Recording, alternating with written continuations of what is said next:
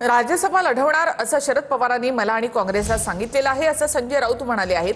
तर महाविकास आघाडीची जेव्हा बैठक होईल तेव्हा यावर चर्चा होईल असं सपकाळ यांनी म्हटलंय। राज्यसभेवर जाण्याबाबत पवारांची वेट अँड वॉचची भूमिका आहे अशी माहिती सूत्रांकडून मिळते। मध्यंतरी माझी शरद पवार साहेबांशी चर्चा झाली तेव्हा त्यांनी मला सांगितलं की मी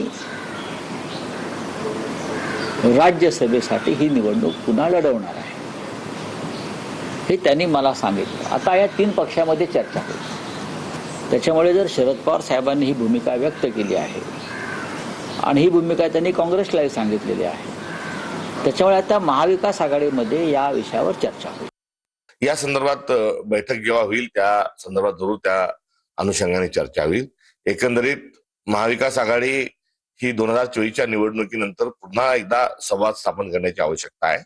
भाजपला विरोध हा आमचा समान दुवा आणि समान धागा जरी असला तरी यामध्ये एक व्यापक चर्चेची आवश्यकता आहे आणि त्या चर्चेच्या अंती या संदर्भामध्ये टिप्पणी करणे योग्य आहे।